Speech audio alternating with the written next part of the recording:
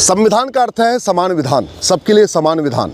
इसलिए भारत में मज़हब के आधार पर नियम कानून नहीं हो सकता, मज़हब के आधार पे आयोग और मंत्रालय नहीं हो सकता, मज़हब के आधार पे बोर्ड और ट्रिब्यूनल नहीं हो सकता, मज़हब के आधार पे लोन और वजीफ़ा नहीं दिया जा सकता, मज़हब के आधार पे स्कूल खोलने कॉलेज खोलने की परमिशन नहीं दी जा सकती।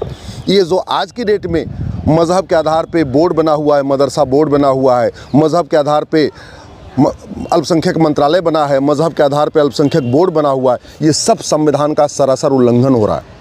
इसलिए मैंने माननीय सुप्रीम कोर्ट में पीआईएल फाइल किया है और मैंने मांग किया है कि मज़हब के आधार पे जो नियम कानून आयोग मंत्रालय बोर्ड ट्रिब्यूनल चल रहा है, लोन वजीफ़ा चल रहा है, इसको बंद किया जाए।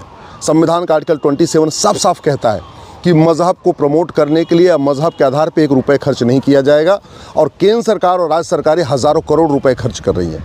आर्टिकल 28 कहता है किसी सरकार के द्वारा मान्यता प्राप्त स्कूल में, सरकार के द्वारा फंडेड स्कूल में कोई मजहबी तालीम नहीं होगी और सरकार के द्वारा बहुत सारे ऐसे कॉलेज हैं, यूनिवर्सिटीज़ हैं जहां वेतन दिया जा रहा है वहां के टीचरों को और वहां पे मजहबी तालीम हो रही है, जो आर्टिकल 28 का उल्लंघन है। आर्टिकल 29 केवल और केवल अपनी रीतियों को संरक्षित करने का अधिकार देता है, कुरीतियों को नहीं। प्रथा को संरक्षित करने का अधिकार देता है, कुप्रथा का नहीं।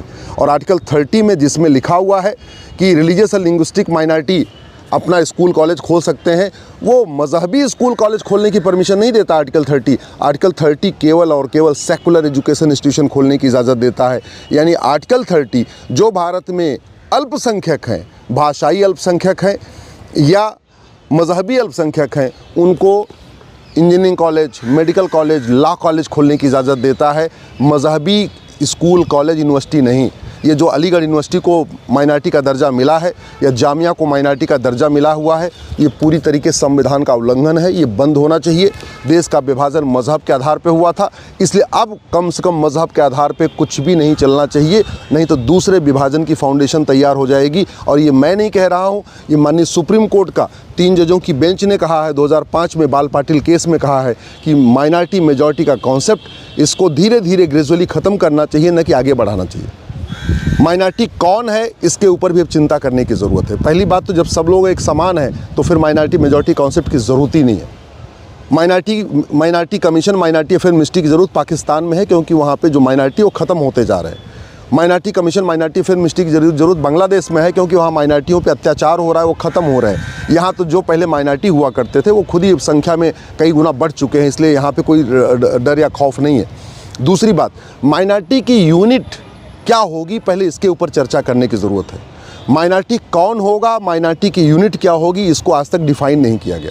माइनॉरिटी की यूनिट 100 हो सकती है भाई, जिसकी संख्या कुछ 100 हो, या माइनॉरिटी की यूनिट 1000 हो सकती है, जिसकी संख्या कुछ 1000 हो। भारत बहुत बड़ा है तो माइनॉरिटी की यूनिट लाख हो सकती है, जिसकी संख्या कुछ लाख हो। माइनॉरिटी की यूनिट करोड़ नहीं हो सकती है। ये जो जिसकी संख्या करोड़ों में है उसको जो माइनॉरिटी का दर्जा दिया हुआ है, ये पूरी तरीके से असंवैधानिक है। ये दुनिया में कहीं नहीं हो रहा है, ये भारत में हो रहा है और संविधान के बिल्कुल खिलाफ हो रहा है, इसलिए इसको बंद करना ज़रूरी है। दूसरा, माइनॉरिटी हम छांटेंगे कैसे? क्या भारत के अंदर जो लोग रहते हैं, जो भारत में रिलीजन शुरू हुए, उनको माइनॉरिटी का दर्जा देंगे, या जो पूरी दुनिया के रिलीजन के लोग भारत में रहते हैं सबको माइनॉरिटी का दर्जा देंगे? अगर भारत के बाहर के रिलीजन को माइनॉरिटी का दर्जा दिया तो भारत में बहुत सारे ऐसे भी हैं, यहूदी भी रहते हैं, बहाई भी रहते हैं, लगभग 100 रिलीजन के लोग रहते हैं भारत में, फिर तो 100 लोगों को माइनॉरिटी का दर्जा मिलना चाहिए। इसके ऊपर भी अब गंभीरता के साथ चिंता करने की ज़रूरत है। दूसरा, माइनॉरिटी राष्ट्रीय स्तर पर देखा जाएगा कि प्रदेश स्तर पर देखा जाएगा कि जिला स्तर पर देखा जाएगा, आज तक ये भी तय नहीं हुआ है। तो माइनॉरिटी को आज तक डिफ़ाइन नहीं किया, माइनॉरिटी की कोई परिभाषा तय नहीं हुई। माइनॉरिटी राष्ट्रीय स्तर पे होगा, राज्य स्तर पे होगा, जिले स्तर पे होगा, आज तक इसको तय नहीं किया गया।